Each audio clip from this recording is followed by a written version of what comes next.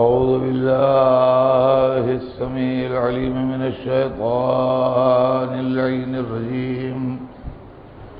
بسم الله الرحمن الرحيم.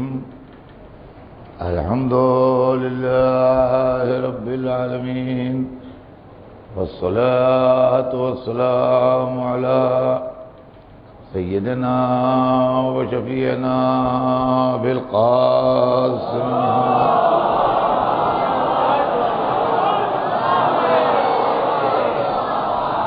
وآله الطيبين الطاهرين المعصومين، ولعنة الله على أعدائهم أجمعين من يومنا هذا إلى يوم الدين.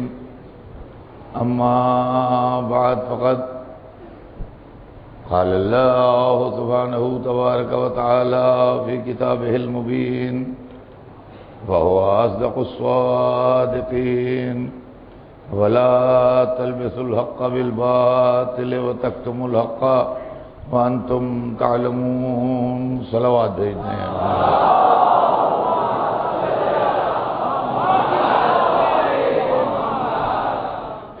ارشاد پروردگار عالم ہے کہ اور حق کو باطل میں نہ ملاؤ اور حق کو نہ چھپاؤ جبکہ تم جانتے ہو.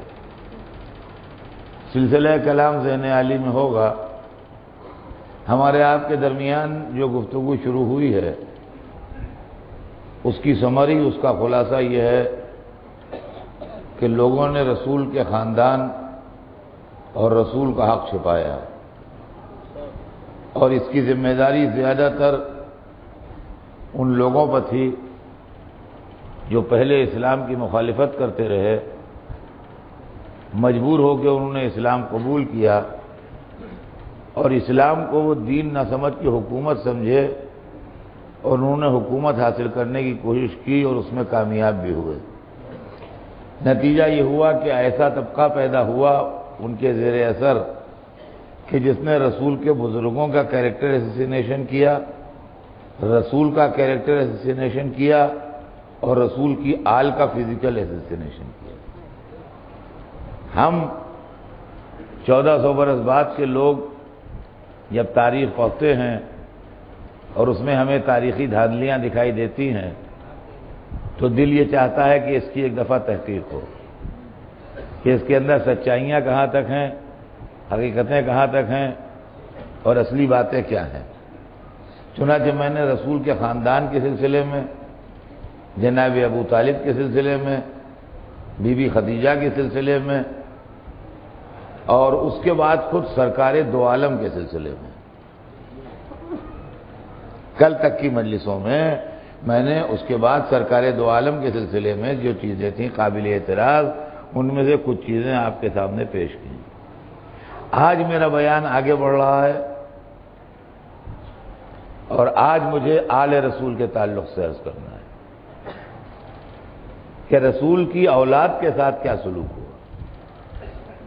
سب سے پہلی چیز جو سمجھنے کی ہے وہ یہ ہے کہ آل کی حیثیت سمجھنے کے کیا ہے. کیا صرف رسول ہی محترم ہوتا ہے یا رسول کی آل بھی قابل احترام ہوتی ہے؟ میں آپ کو قرآن مجید کی 2 آیتیں سنا کے اپنے بیان کو آگے بڑھاؤں گا جس کے اندر آل رسول کی اہمیت واضح ہوگی. ارشاد ہو رہا ہے: ان اللہ اصطفیٰ آدم و نوحا و آل ابراہیم و آل عمران علی العالمین. اللہ نے چن لیا آدم کو اور نوح کو اور ابراہیم کی اولاد کو اور عمران کی اولاد کو تمام عالم میں. قرآن مجید کی آیت ہے اور قرآن مجید میں یہ اعلان ہوا ہے کہ اللہ نے آدم اور نوح کو جس طرح چنا اسی طریقے سے ابراہیم اور عمران کی اولاد کو چنا. معلومات جس طرح رسول منتخب ہوتا ہے اسی طرح آل رسول منتخب ہوتی ہے. ایک بات. اب آئیے دوسری منزل، دوسری آیت بھی سن لیجئے. لقد ارسلنا نوحا و ابراہیم وَجَعَلْنَا فِي ذُرِّيَّتِهِمُ النَّبُوَّةَ وَالْكِتَابَ، ہم نے بھیجا نوح کو اور ابراہیم کو، یہ دونوں نبی ہیں، جناب نوح بھی اور جناب ابراہیم بھی۔ لَقَدْ أَرْسَلْنَا نُوحًا وَإِبْرَاهِيمَ، ہم نے بھیجا نوح کو اور ابراہیم کو، وَجَعَلْنَا اور قرار دیا، فی ذُرِّيَّتِهِمُ النَّبُوَّةَ وَالْكِتَابَ، ان کی ذریت میں نبوت کو اور کتاب کو۔ معلوم ہوا کہ آل حامل نبوت بھی ہوتی ہے، آل حامل کتاب بھی ہوتی ہے، آل منزل انتخاب میں بھی آتی ہے۔ تو اگر ذریت ابراہیم، ذریت عمران، ذریت نوح قابل تعریف و قابل انتخاب ہیں تو آل محمد کیوں نہیں ہے؟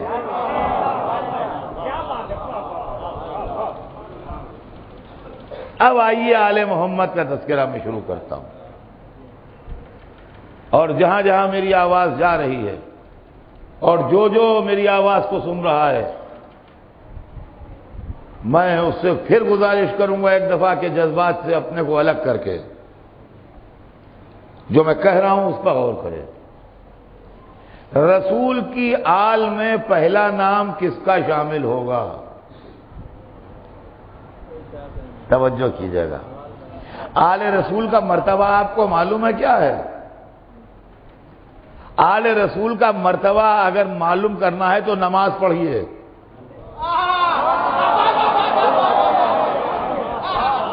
آل رسول کا مرتبہ اگر معلوم کرنا ہے تو نماز پڑھیے۔ امام شافعی کہتے ہیں من لم یصلی علیکم لا صلاۃ لہ، اے آل نبی جس نے تم پر درود نہیں بھیجا اس کی نماز نہیں ہوئی۔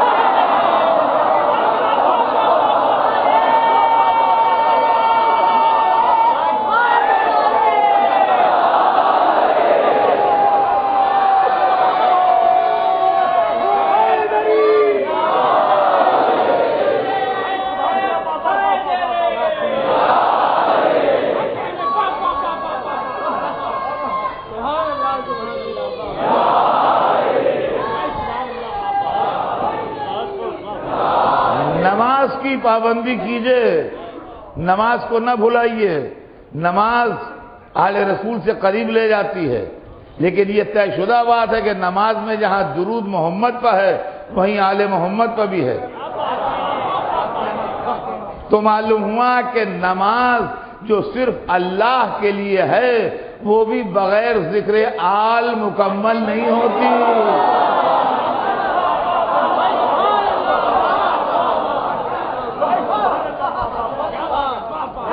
بغیر ذکر آل مکمل نہیں ہوتی۔ تو معلوم ہے آل رسول وہ بندے نہیں ہیں جن کا ذکر شرک ہو جائے۔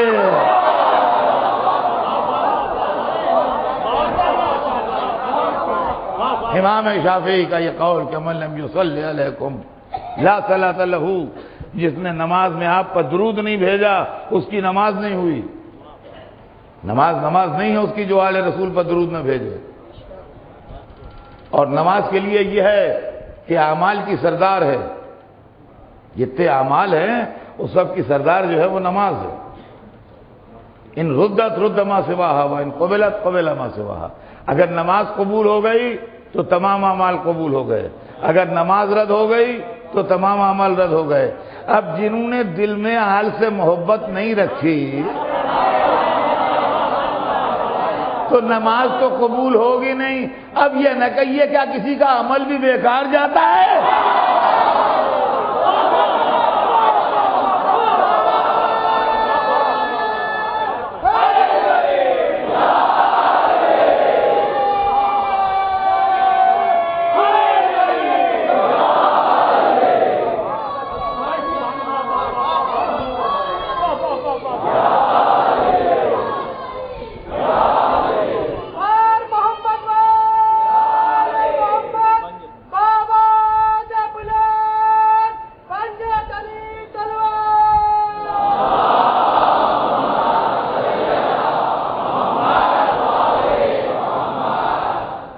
سرور کائنات نے حدیث میں ارشاد فرمایا لا تصلوا علیہ صلاۃ الوترا، میرے اوپر کٹی پٹی سلوات نہ بھیجنا۔ تو لوگوں نے کہا حضور کٹی پٹی سلوات کا کیا مطلب ہوا؟ کہا مجھ پر سلوات بھیجو میری اولاد پر نہ بھیجو۔ معلوم ہوا کہ جس طرح رسول کے لیے درود ہے ویسے آل رسول کے لیے بھی درود ہے. آئیے آل رسول، رسول کی اولاد، رسول کی فیملی، رسول کا گھرانہ. اب رسول کی اولاد میں پہلا نام کس کا آئے گا؟ دیکھیے آپ کو معلوم ہے میں لائف سے مجلس پڑھتا ہوں، کتاب سے تو پڑھتا نہیں. آپ یہ بتائیے کہ آپ کی اولاد، آپ کے آل میں پہلا نام کس کا آئے گا؟ آپ کے رشتہ داروں میں، آپ کے خاندان میں آپ سے جو کلوز ہیں ان میں پہلا نام کس کا آئے گا؟ سب سے پہلا نام اولاد کا ہوتا ہے. تو سرور کائنات کی آل میں پہلا نام بلا فصل جو رسول اللہ کے بعد لکھا جائے گا وہ جناب سیدہ کا نام ہے.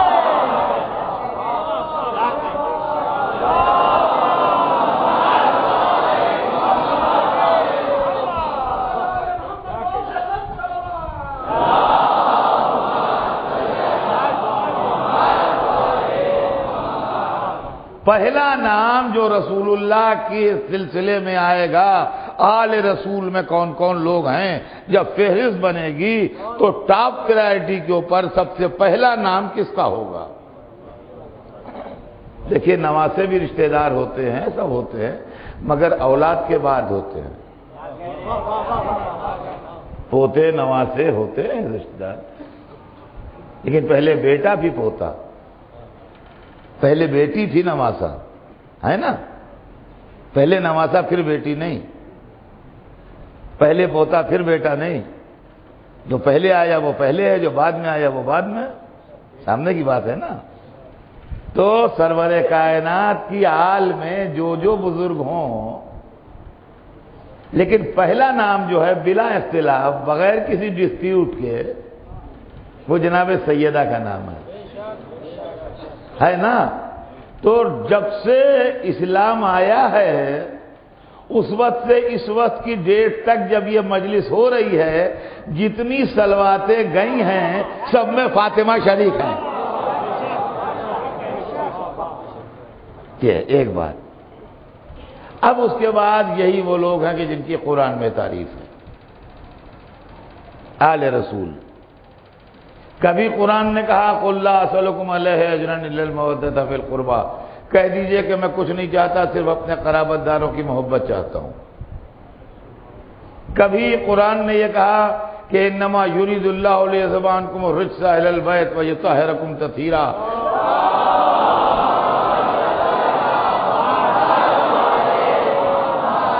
اللہ نے یہ ارادہ کر لیا ہے اہل بیت کہ آپ سے ہر طرح کی گندگی کو دور رکھے اور آپ کو اس طرح پاک و پاکیزہ رکھے جو پاک و پاکیزہ رکھنے کا حق ہے. عزیزان گرامی، انفارچونیٹلی یہ آیت بھی کانٹروورشل ہو گئی ہے. مجھے کانٹروورسی میں نہیں پڑھنا ہے، نہ مجھے کوئی کانٹروورسی اس مجمع میں چھیڑنا ہے، لیکن مسلمانوں میں دو طرح کے مسلمان ہیں، دو اسکول آف تھاٹ ہیں. ایک نظریہ وہ ہے کہ جو 14 معصومین کو مانتا ہے آیت تطہیر میں، یعنی رسول اللہ، 12 امام اور جناب سیدہ، یہ 14 ہوئے اس طریقے سے. ایک مسلمانوں کا نظریہ وہ اور ایک اسکول آف تھاٹ وہ ہے جو ازواج رسول کو آیت تطہیر میں مانتا ہے. انہیں سرور کائنات کی بیویاں جو تھیں کہتے ہیں کہ یہ آیت ان کے واسطے نازل ہوئی ہے اور یہ ان کی مدح میں ہے. مجھے اس سے کوئی بحث نہیں ہے کہ صحیح کون ہے غلط کون ہے، یہ کام محققین کا، علماء کا، سب کا ہے. لیکن ایک گروہ مسلمانوں کا 14 معصومین کو مانتا ہے کہ یہ معصوم ہیں، آیت تطہیر کا مصداق ہیں، اور دوسرا گروہ مسلمانوں کا ازواج رسول کو مانتا ہے کہ یہ آیت تطہیر کی مصداق ہیں. اس کے اندر جو فہرستیں ہیں دونوں کے پاس، اس میں صرف ایک نام کامن ہے. اور اماموں کی بات جانے دیجئے، اس فہرست میں رسول کا نام اور علی کا نام بھی ایک فہرست میں نہیں ہے. لیکن ایک نام کامن ہے دونوں فہرستوں میں مسلمانوں کی، اور وہ ہے جناب سیدہ کا نام، وہ ہے جناب سیدہ کا نام۔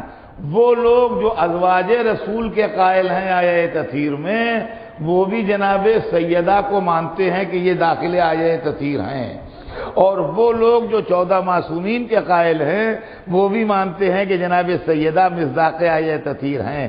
تو پوری امت کا اجماع ہے اس بات کے اوپر کہ جناب سیدہ یقیناً صاحب آیہ تطہیر ہیں۔ اب فاطمہ زہرا کے لیے جو گفتگو ہوگی وہ یہ سوچ کے ہوگی کہ قرآن نے ان کی طہارت کا اعلان کیا ہے، قرآن نے ان کی طہارت کا اعلان کیا ہے، ان کی پاکیزگی کا اعلان کیا ہے۔ رسول کی صاحبزادی علی کی زوجہ امام حسن و امام حسین کی والدہ جناب فاطمہ زہرا صلوات اللہ وسلامہ علیہا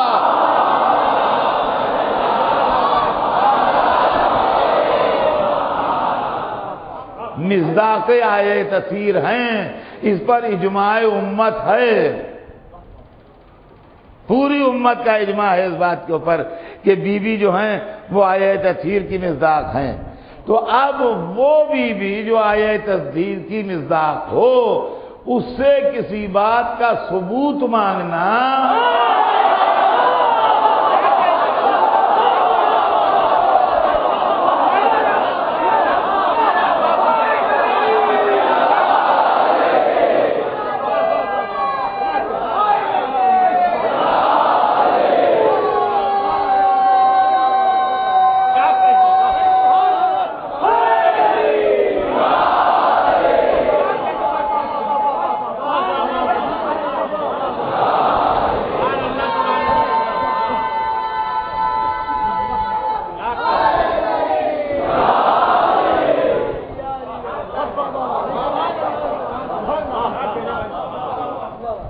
دیکھیے سنبھل کے زبان کھولیے ورنہ آپ کا پورا تاج محل کولیپس ہو جائے گا۔ یہ پورا اسلام کا تاج محل کولیپس ہو جائے گا۔ اس لیے کہ اگر فاطمہ نے غلطی کی تو آیہ تطہیر نے غلط بیانی کی، اگر آیہ تطہیر نے غلط بیانی کی تو قرآن میں غلطی پکڑی گئی۔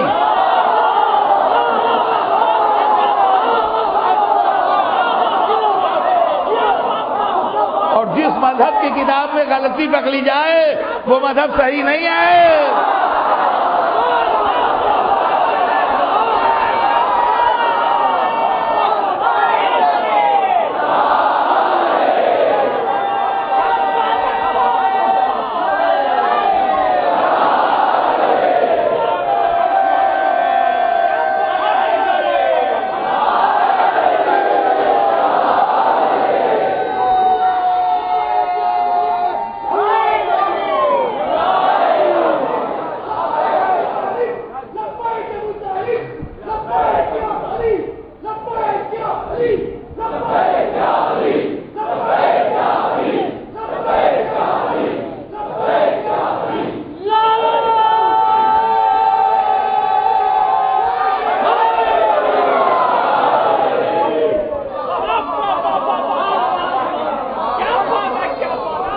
عزیزان گرامی، غور طلب بات یہ ہے، میں ہر اس شخص کو جو میری آواز سن رہا ہے، انصاف کے نام پر، اسلام کے نام پر، قرآن کے نام پر، سرکار دو عالم کے نام پر اپیل کرتا ہوں کہ ٹھنڈے دل سے مسئلے کو سوچیے، جذباتی ہو کے نہ سوچیے۔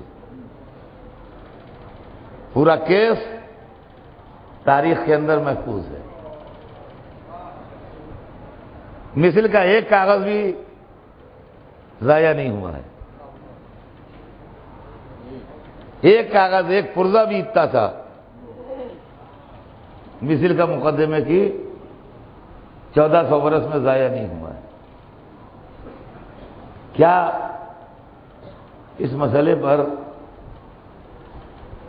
ٹالرنس کے ساتھ اور برداشت کے ساتھ مسلمان تیار ہیں غور کرنے کے لیے کہ اس کے اندر صداقت کیا ہے اور اس کے اندر اصلیت کیا ہے، اس لیے کہ یہ جس زمانے کا واقعہ ہے، اس زمانے میں نہ بنی امیہ کا اثر تھا، نہ بنی عباس کا اثر تھا، نہ حکومتوں کے اثر تھے، نہ سیاستوں کی کار فرمائی تھی، نہ امریکی ریشہ دمانیاں تھیں، نہ برطانیہ کی سازشیں تھیں، نہ رشن بلاگ تھا، نہ صہیونی قوتیں تھیں۔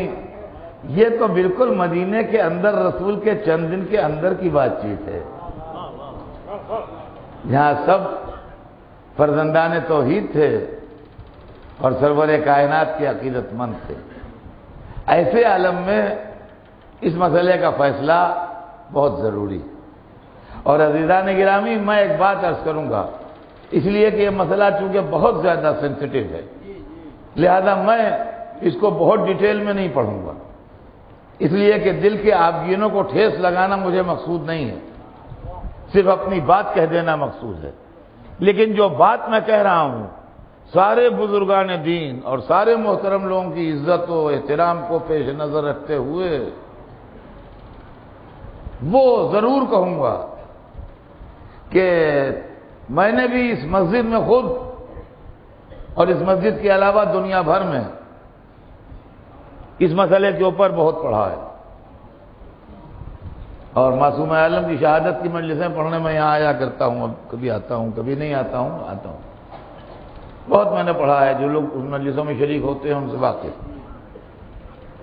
لیکن آج جو بات کہنے جا رہا ہوں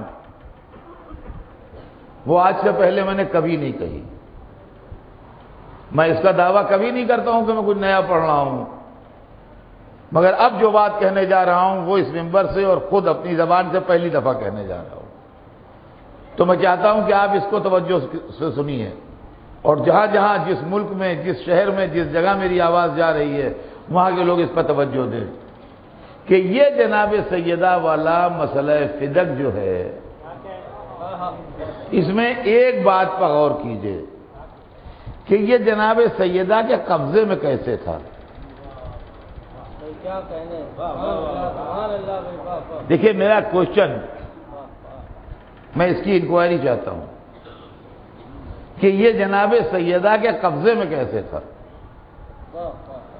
مجھے نہ جناب سیدہ کے سلسلے میں کوئی گفتگو کرنا ہے، نہ جن سے ان کا مقدمہ تھا ان کے سلسلے میں کوئی گفتگو کرنا ہے،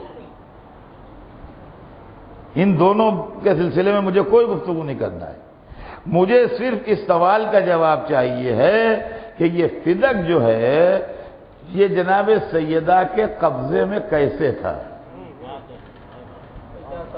اب آپ کہیے یہ کیا کہہ رہے ہیں آپ، اس کی وجہ ہے جناب سیدہ کے قبضے میں آنے سے پہلے اس پراپرٹی کا ٹائٹل کس کے نام تھا۔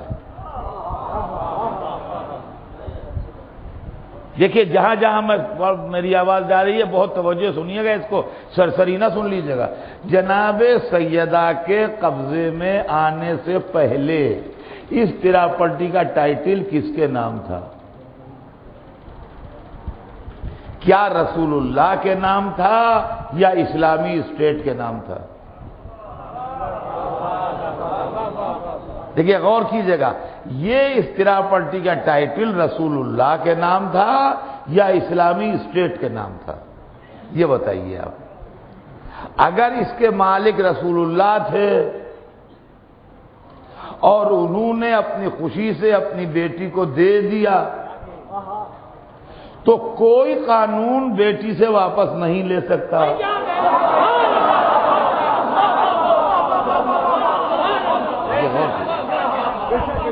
آپ اپنی کوئی پراپرٹی اپنی زندگی میں اپنے بیٹے بیٹی کو ہبا کر دیجئے تو کون سی گورنمنٹ، کون سا قانون، کون سا دستور ایسا ہے جو اس سے لے لے؟ اگر ٹائٹل رسول اللہ کے نام تھا پراپرٹی کا اور انہوں نے اپنی صاحبزادی کو عطا فرما دی تو یہ باپ اور بیٹی کا معاملہ ہے، اس کے اندر کسی کو دخل نہیں دینا چاہیے۔ اور اگر ٹائٹل اسلامی اسٹیٹ کے نام تھا تو وہ کیسا رسول ہے جو اسٹیٹ کی پراپرٹی اپنی بیٹی کو دیے دے رہا ہے؟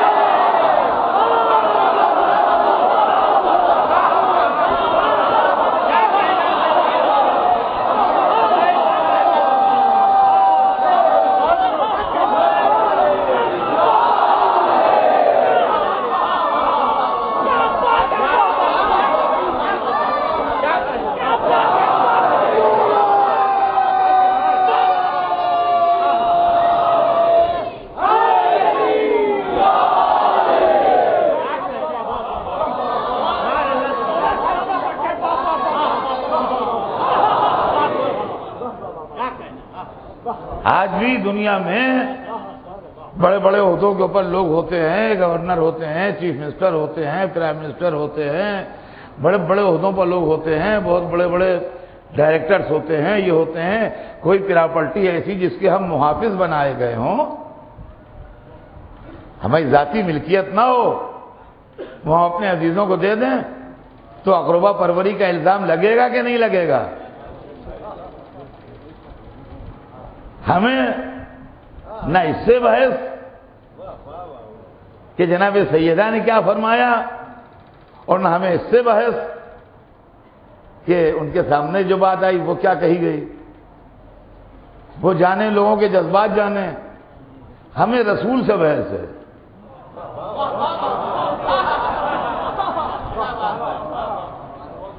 کہ یہ پراپرٹی کا ٹائٹل کس کے نام تھا پہلے؟ اگر رسول کی نجی ذاتی پراپرٹی تھی اور انہوں نے دے دی تو واپس لیے جانے کا کیا سوال تھا؟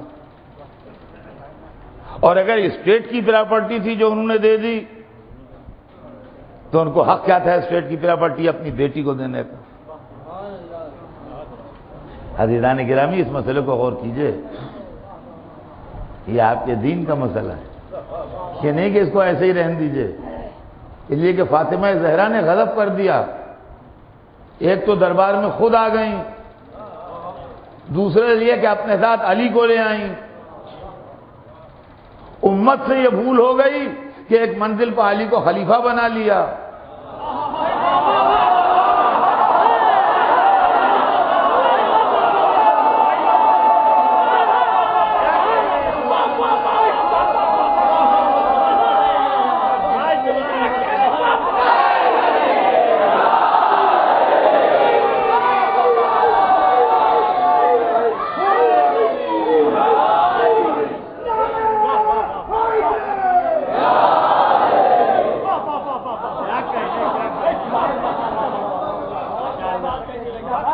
امت نے علی کو خلیفہ بنا لیا اور آج خلافت راشدہ کی فہرست میں علی کا نام بھی آ رہا ہے۔ تو اب یہ جو ہماری سمجھ میں نہیں آتا کہ ہم کیا کریں کیا نہ کریں، کدھر جائیں، کس آستانے پر بوسہ دیں، کدھر سے منہ موڑ کے چلے جائیں۔ آمنے سامنے دو خلیفہ کھڑے ہیں، ایک گواہی دے رہا ہے، ایک رد کر رہا ہے، یا یہ لڑا ہے یا وہ لڑا ہے۔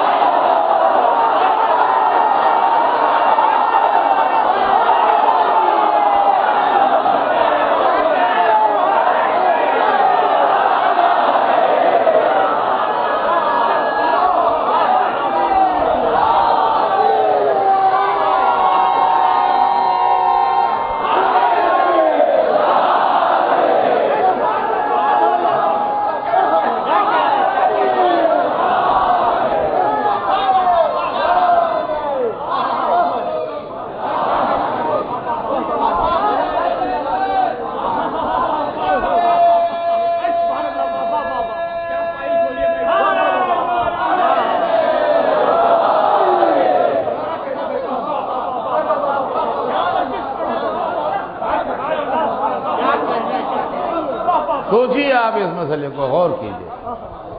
اسلام کی تاریخ کا یہ عجیب و غریب مسئلہ ہے، اس کی انکوائری ہونا چاہیے، اس کی تحقیق ہونا چاہیے، یہ کیس دوبارہ کھولنا چاہیے کہ فیصلے پولیٹیکلی موٹیویٹڈ تو نہیں ہیں۔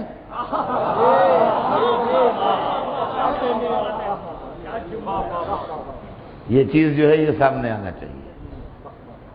اس لیے کہ یہ مسئلہ رسول کی بیٹی کا ہے، وہ رسول کی بیٹی جس کے لیے رسول نے یہ فرمایا سیدۃ نساء اہل الجنہ، جنت کی عورتوں کی سردار، جنت کی عورتوں کی سردار فاطمہ زہرا، تاریخ عالم و آدم میں جن کا جواب نہیں، ایسی بی بی انسانیت کی تاریخ میں نہ پیدا ہوئی نہ پیدا ہوگی، جس کا باپ بھی معصوم، جس کا شوہر بھی معصوم، جس کے بیٹے بھی معصوم، جو خود بھی معصوم ہے۔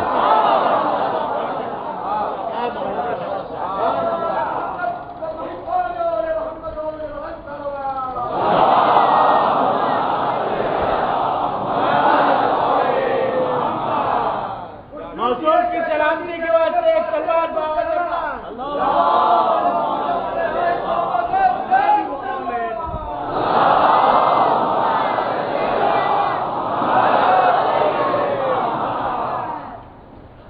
مریم ایک معصومہ اور گزری ہیں، تاریخ میں 2 ہی بیویاں معصومہ گزری ہیں، جناب مریم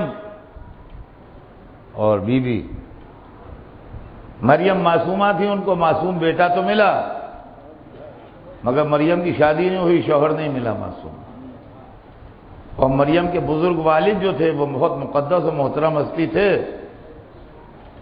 جناب عمران، مگر معصوم نہیں تھے۔ تو مریم کو نہ معصوم باپ ملا نہ معصوم شوہر ملا، خود معصومہ تھیں اور بیٹا معصوم ملا۔ تو عصمت کے 2 گھرانے ہیں، ایک گھرانہ وہ ہے جہاں ماں معصومہ اور بیٹا معصوم، دوسرا گھرانہ وہ ہے جہاں ماں باپ دونوں معصوم اور 2 بیٹے معصوم۔ اور عزیزان گرامی، یہی وہ فاطمہ زہرا ہیں کہ چادر تطہیر میں انہی کی آمد کا انتظار رہا، صبح سے شام تک ہم پڑھتے ہیں اسے، ہر موقع پہ پڑھتے ہیں، اور ہمیں قریب قریب بہتوں کو زبانی یاد ہے، برکت کے لیے پڑھتے ہیں، لیکن ہم پڑھ لیتے ہیں، اس کا مطلب نہیں سمجھتے ہیں یا کوشش نہیں کرتے ہیں۔ اور اب تو کچھ ذرا تھا، اس کی بھی میں دیکھتا ہوں کچھ لوگ مخالفت کرنے لگے۔ جی ہاں، یہ بھی کان میں دبے دبے آواز آتی ہے کہ ایک ایلیمنٹ حدیث قصہ کا مخالف ہے۔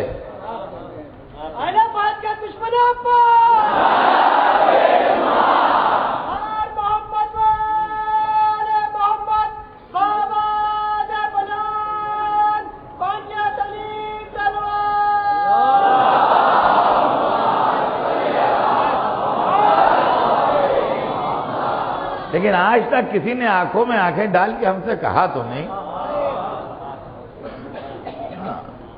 سننے میں آیا ہے کہ کچھ لوگ کہتے ہیں اس پہ کیا ہے، یہ کیا ہے،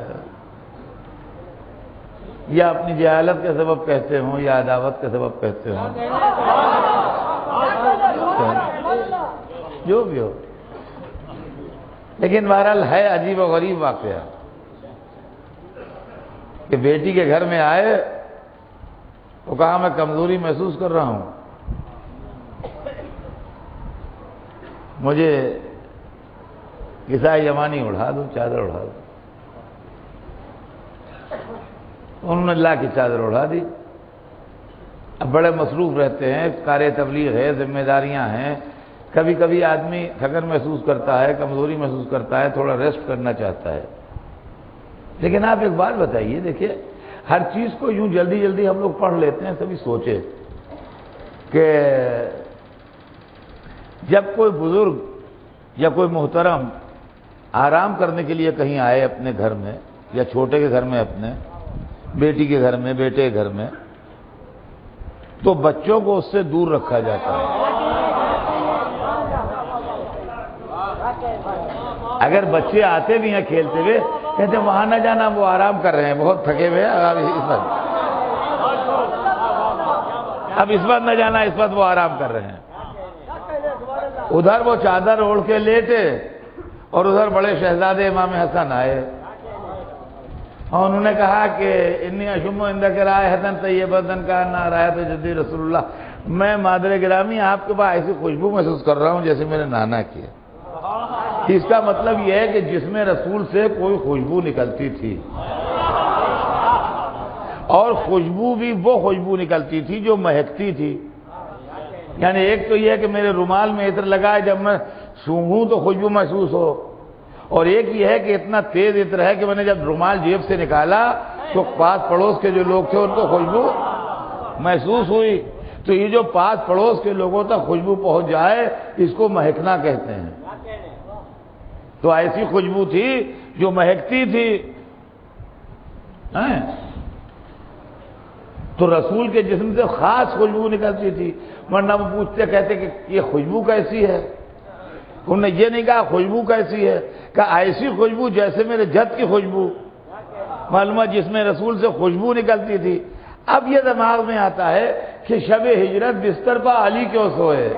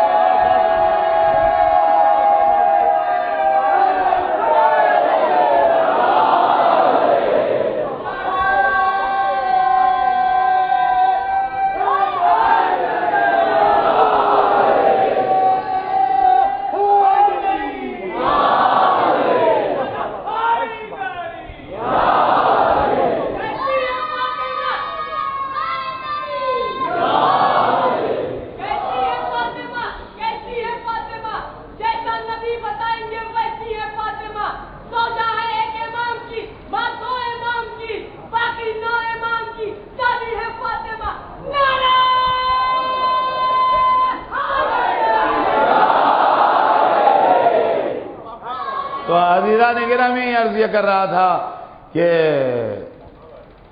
ایک صاحبزادے آئے بڑے، انہوں نے کہا میں خوشبو محسوس کر رہا ہوں۔ ان کا ہاں وہ لیٹے ہیں، ہاں جاؤ۔ دوسرے صاحبزادے آئے، انہوں نے وہی کہا کہ میں اپنے نانا کی خوشبو محسوس کر رہا ہوں۔ ان کا ہاں جاؤ، تمہارے بھائی کے ساتھ وہاں لیٹے ہیں۔ اب کہیے کہ بھائی آپ ان بچوں کو عام بچہ سمجھ رہے ہیں جو آپ اعتراض کر رہے ہیں؟ بے شک بچے دور رکھے جاتے ہیں، یہ بچے ویسے بچے نہیں ہیں، یہ امام بچے ہیں، یہ معصوم بچے ہیں، یہ نورانی بچے ہیں۔ آئندہ نہ یہ جملہ کہیے گا، ٹھیک معاف کیجئے، توبہ کی غلطی ہوئی، کیا ان سے رسول کا دل ٹھنڈا ہوتا ہے؟ یہ ویسے بچے نہیں ہیں جو ہمارے آپ کے بچے ہوتے ہیں جو ستاتے ہیں۔ اچھا دیکھیے، اب یہ زندگی ہے، بڑوں کے پاس بچے لیٹتے ہیں آ کے، ہے کہ نہیں؟ اس کے اندر ہزاروں ایسے آدمی بیٹھے ہیں کہ جو میری تصدیق کریں گے، پوتے نواسے، پوتیاں نواسیاں، دادا کے پاس، نانا کے پاس، ہم آپا لیٹیں گے، ہم آپا لیٹیں گے، ہیں جو ایج اس گروپ کے ہیں وہ بچے آنان کے لیٹتے ہیں، ہیں تو بچوں کو ایک پلیجر محسوس ہوتا ہے اپنے بڑوں کے پاس لیٹنے میں، سمجھا؟ خاص طور سے جب موسم ٹھنڈا ہو تو اس میں بڑے خوشی سے آتے ہیں بچے لیٹنے کے لیے۔ لیکن آپ کی صاحبزادی ہیں، شادی شدہ ہیں، ماشاءاللہ صاحب اولاد ہیں، وہ آپ کے یہاں آئی بھی ہیں، یا آپ ان کے گھر میں گئے ہوئے ہیں، لیٹے ہوئے ہیں، ان کے بچے آپ پاس آن کے لیٹے، تو یہ تو کوئی بڑی بات نہیں ہے۔ یہ تو ہم نے زندگی میں دیکھا ہے کہ دادا نانا کے پاس بچے جا کے گھستے ہیں اور لیٹتے ہیں اور پیار کرتے ہیں اور چمٹتے ہیں ان سے، لیکن آپ کے داماد صاحب کو کیا ہو گیا؟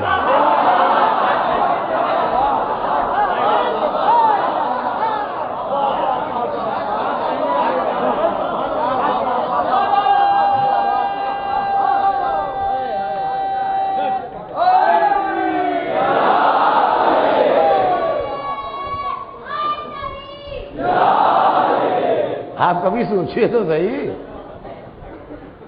کہ بچے تو لیٹتے ہیں آن کے بڑوں کے پاس، وہ تو ٹھیک ہے، لیکن داماد کو کیا ہو گیا؟ وہ کہتے میں بھی جاؤں۔ یہ تو ہم نے دنیا میں کہیں دیکھا ہی نہیں آج تک۔ اس کا مطلب یہ ہے کہ یہ معاملہ کچھ اور ہے۔ اور جب سب جمع ہو گئے تو اب آخر میں بیوی بڑھیں، جیسے جب محفل جمع ہو جائے تو چیف گیسٹ آئے،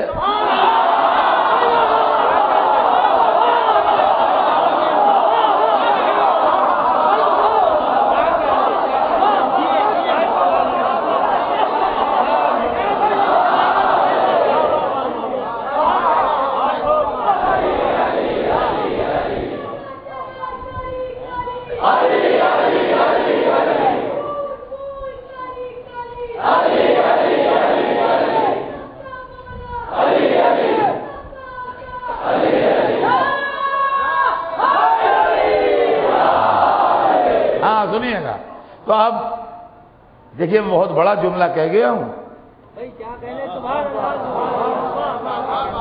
ہاں چیف گیسٹ کا جملہ بہت زبردست ہے, مجھے ثابت کرنا پڑے گا ابھی.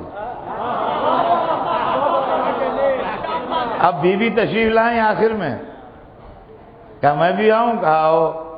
جب وہ بھی آ گئیں تو اب نہ ذوف ہے, نہ کمزوری ہے, نہ تھکن ہے, نہ آرام ہے. اور ان کا اللہم ہؤلاء اہل بیت, پالنے والے یہ ہیں اہل بیت. اب پہچانیے حال کو, اب پہچانیے حال کو. اللہم ہؤلاء اہل بیت, پالنے والے یہ ہیں میرے اہل بیت. اب وہاں دعائیں ہو رہی ہیں, نہ ذوف ہے نہ کمزوری. اب سمجھیے لفظ ذوف کا مطلب کیا تھا. جسمانی ذوف نہیں تھا, ذوف کے معنی کمزوری, وہ باڈی والی کمزوری نہیں تھی.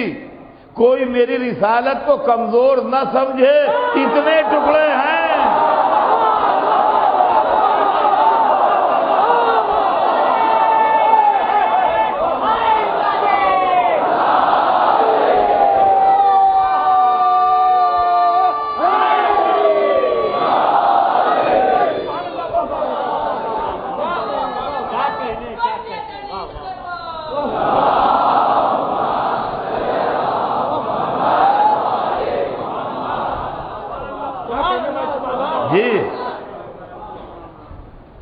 اللہم ہؤلاء اہل بیت, یہ ہے میرے اہل بیت. اب ادھر سے اعلان ہوا, میں نے یہ نہیں کیا, میں نے وہ نہیں کیا, میں نے آسمانوں کو نہیں بنایا, میں نے زمینوں کو نہیں بجھایا, میں نے ہواؤں کو نہیں جاری کیا, میں نے دریاؤں کو نہیں بہایا. ان کی محبت میں جو زیر کساں ہیں. اب آج جبرائیل سوال کرتے ہیں, یا رب ومن تحت ھذا الکساء, پالنے والے کون ہیں؟ ہم صبح شام آتے ہو تو میں نہیں معلوم کون.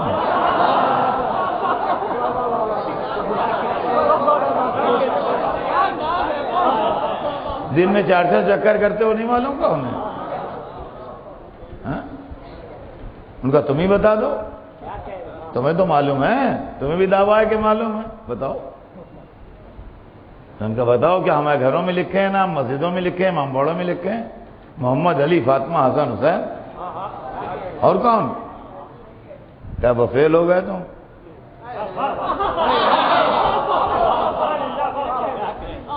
کیا نہیں ہے؟ کہا ہے مگر آرڈر سے ہی نہیں لیا تم نے.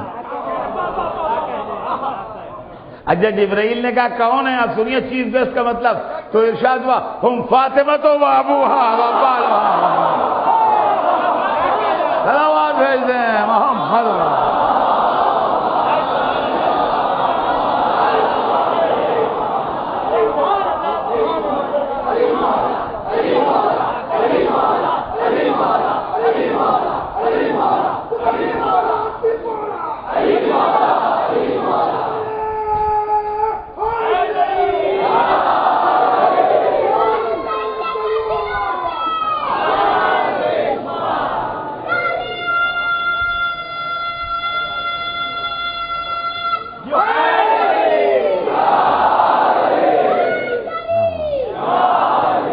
عزیزان محترم, یہ چادر تطہیر میں اہل بیت.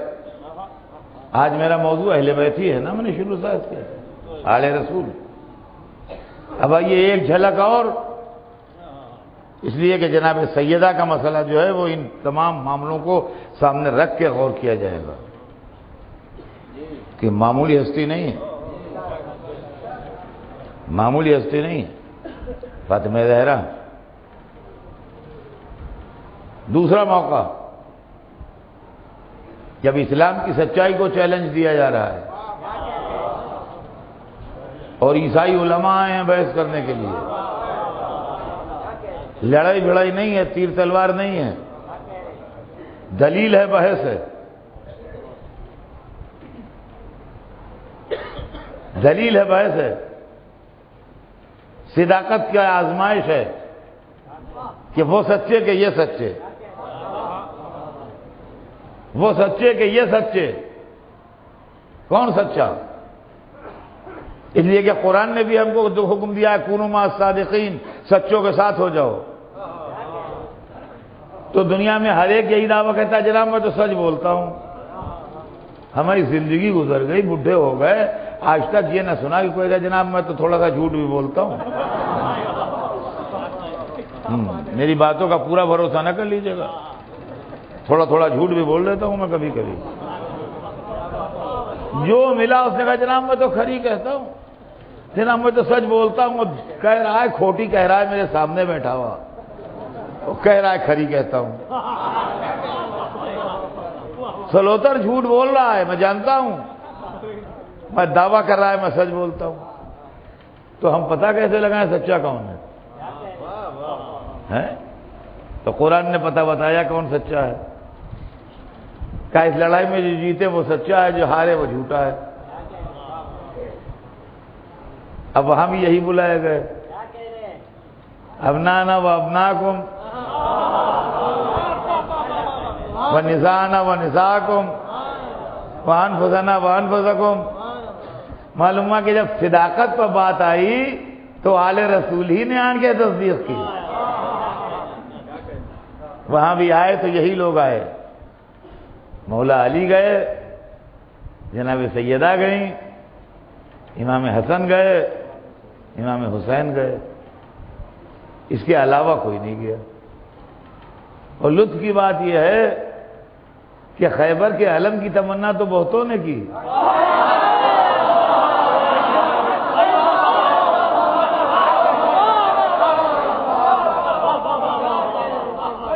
مگر مباہلے میں جانے کی تمنا کسی نے کی بھی نہیں.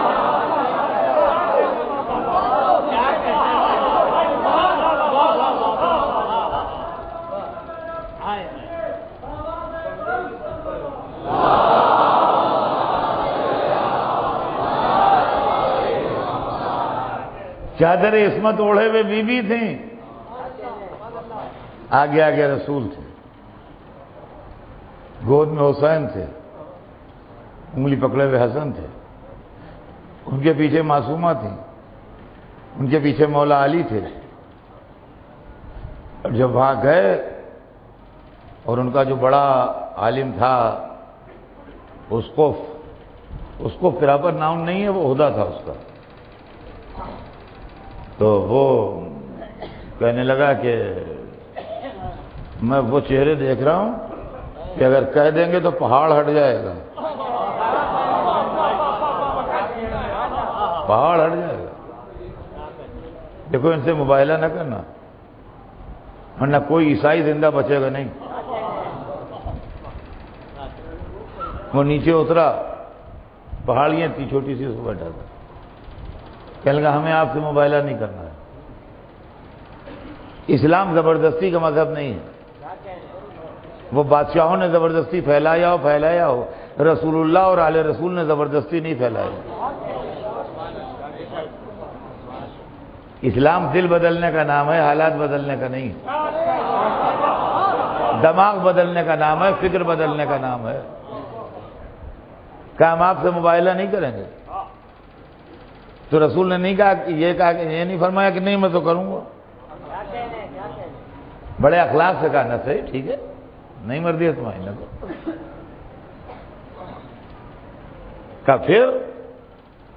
پھر ہم اسلام قبول کرتے ہیں، یہ لے. دیکھیے کتنا ٹالرنس ہے اسلام میں. اسلام کی یہ تصویریں پیش ہی نہیں ہوئی ہیں. وہ تو بادشاہوں شہنشاہوں وہ اسی میں مست ہے نا. جی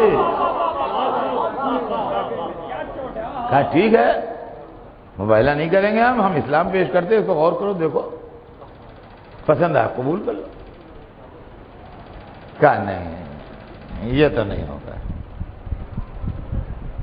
کہا ٹھیک ہے کوئی بات نہیں، زبردستی نہیں ہے. پھر ایسا کرو تم کہ ہم مسلمانوں سے زکوٰۃ لیتے ہیں، تم تو نان مسلم ہو، تم سے زکوٰۃ تو نہیں لے سکتے، لیکن تمہارے پروٹیکشن کی ذمہ داری لیں گے، کوئی ٹیکس ہمیں دے دیا کرو. کہاں یہ ہو سکتا ہے؟ یہ ہو سکتا ہے. اب وہ سوچے پتہ نہیں کتنے لاکھوں روپے کا ہو کیا ہو، تو ان کا کتنا ٹیکس آپ مقرر کرتے ہیں؟ انہیں بالکل نامنل چند روپے، وہ تو حیرت میں پڑ گئے۔ وہ ایکسپیکٹ کرتے تھے کہ ہزاروں لاکھوں میں ٹیکس بندھے گا، یا ان کا 25 روپے سال دے دیا کرو مثلا۔ تو یہ کچھ ایسی چھوٹی سی رقم کہ جو ان کے دماغ میں بھی نہیں تھی، ان کا جی کہاں بس اتنا کافی۔ اصل میں رسول کو ان کی دولت تھوڑی گھسیٹنا تھی،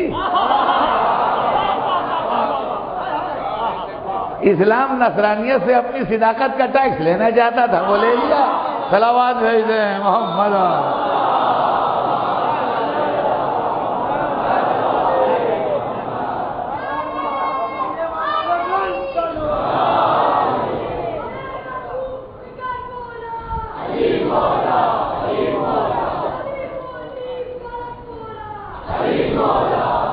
تو دوستو ایسا ہوا کہ تاریخ بتاتی ہے کہ اسی طریقے سے حق و صداقت کی آواز آل رسول کے ذریعے بلند ہوئی۔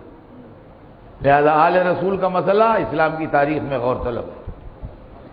سب سے پہلا مسئلہ جس کے لیے تحقیقات ہونا چاہیے وہ جناب سیدہ کا مسئلہ ہے، ان کی تمام عظمتوں اور ان کی تمام جلالتوں اور ان کے تمام رشتوں کو پیش نظر رکھتے ہوئے جو سرور کائنات سے ہیں۔ آج میں نے اس کی طرف اشارہ کیا، کل زندگی رہی تو مولا علی کے مسئلے پر بات ہوگی، لیکن آج صرف اتنا کہ ایک وقت وہ تھا جب رسول اپنے دل کے ٹکڑوں کو لے کے نکلے تھے، اور اسلام پر پھر جب دوبارہ وقت پڑا تو نواسہ رسول اپنے دل کے ٹکڑوں کو لے کے نکلا۔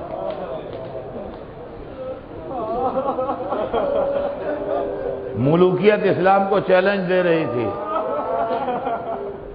دولت اسلام کا مذاق اڑا رہی تھی، بنی امیہ کا نمائندہ تخت اقتدار پر تھا،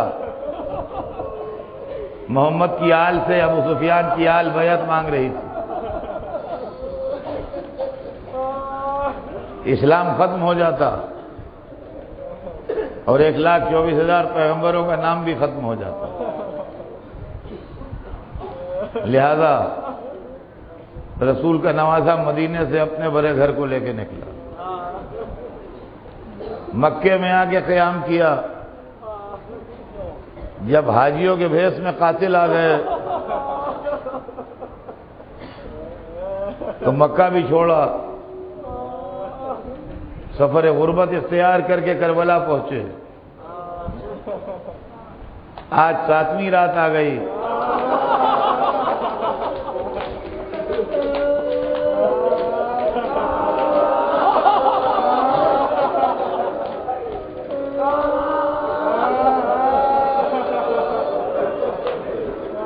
آج کی رات یہی رات جس میں آپ بیٹھے ہیں، آج کی رات ابن زیاد کا یہ آرڈر پہنچا عمر سعد کو کہ حسین کے اور آب فرات کے درمیان حائل ہو جا، اور ایک قطرہ پانی بھی حسین تک نہ جائے۔ چنانچہ 4,000 ذرا پوش سپاہیوں کا پہرا فرات کے کنارے لگا دیا گیا۔ حسین کے شیر لڑ بھڑ کے جتنا پانی چاہیے تھا لے آتے، مگر تلوار پانی پر چلتی، حق و باطل پر نہ چلتی۔ حسین نے پیاسا رہنا گوارا کیا، پانی کے ایشو پر تلوار نہیں چلائی، یہ دین خدا کے ایشو پر تلوار چلے گی۔ اور 7ویں محرم سے خیام حسینی میں کہتے آپ تھا،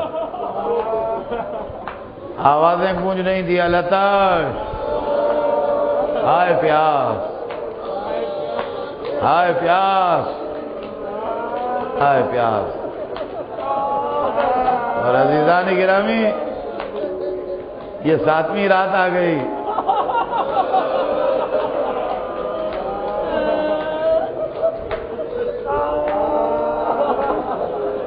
ساتویں مجلس اختتام کے قریب ہے۔ اب 3 مجلسیں اور باقی ہیں بس.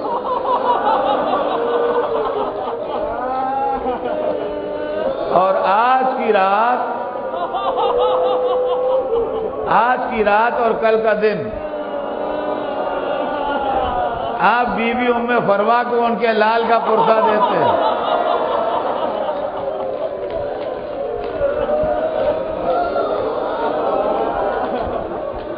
اے بی بی سیدہ، اے فاطمہ زہرا، اپنے یتیم پوتے کی تعزیت لینے آئیے. دیکھیے لوگ ماتم کر رہے ہیں بیٹھے.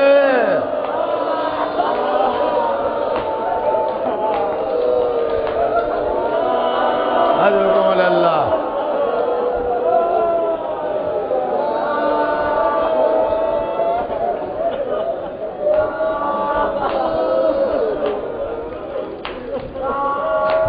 قاسم کو حسین نے پالا تھا. قاسم کو حسین نے پالا تھا.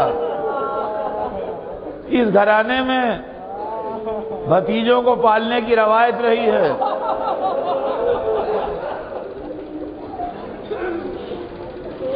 مطلب نے عبد المطلب کو پالا تھا، وہ ان کے بھتیجے تھے.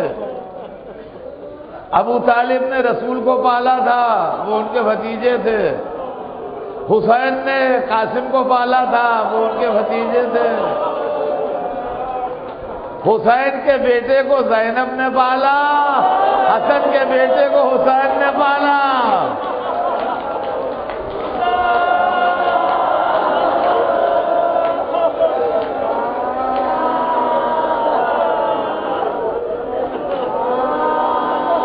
اجرکم اللہ. اجازت میدان نہیں مل رہی تھی. جب باپ کا خط لا کے پیش کیا ہے تب چچا نے اجازت دی.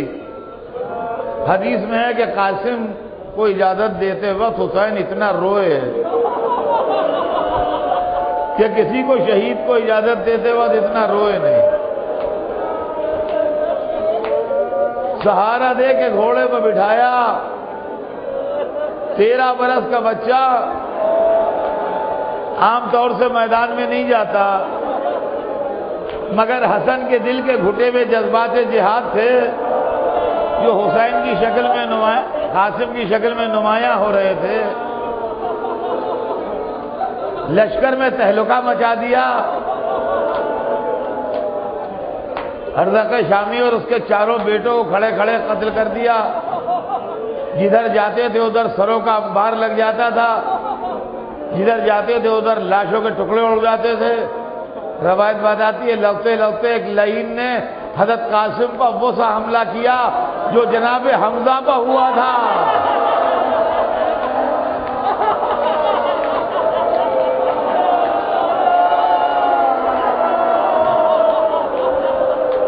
عزیزان گرامی، پر 2 جملے سن لیجئے، مجلس تمام ہے.